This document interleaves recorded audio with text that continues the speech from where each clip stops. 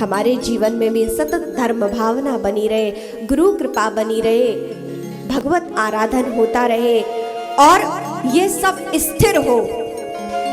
इसलिए यह श्रीमद् भागवत कथा में हम सभी अवगाहन करने के लिए विराजित हैं। कहाँ तक कहा जाए, यह अनंत है। यह सत्संग सहजता से ही प्राप्त होता नहीं है। यह कथा देवताओं के लिए भी दुर्लभ है। आप सोचे किस कथा की आवश्यकता क्या, इसकी क्या महत्ता है। तो हम जरा यहाँ अपने मन को एकाग्र करते हुए, अपने चित्त को पावन करते हुए इस श्रीमद् भागवत कथा में प्रवेश करें। ये भागवत कथा उन देवताओं के लिए भी दुर्लभ है, उन्हें भी ये कथा प्राप्त नहीं होती है। लेकिन आप हम सब परम सौभाग्यशाली है कि जो कथा उन देवताओं को भी सुलभ नहीं है, वो कथा हमें सुलभ हो रही है, हमें प्राप्त हो रही है। और ये कथा कितनी अमृत है और कितनी महत्वपूर्ण है, ये बात श्री सुखदेव जी महाराज राजा परीक्षित को श्रवण करा रहे हैं।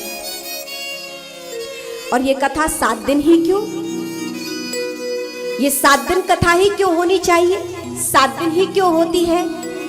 तो कहते हैं इस धराधाम पर सबके पास मात्र 7 दिन ही है कि नहीं। रविवार से सोमवार, मंगलवार, बुधवार, गुरुवार, शुक्रवार, शनिवार, कितने दिन हो गए, 7 दिन। 8वां दिन किसी के पास विशेष है क्या, नहीं, 7 दिन ही है। और इसी 7 दिन में हमारा जन्म, हमारा विवाह, हमारा सब कुछ इसी में हो जाता है।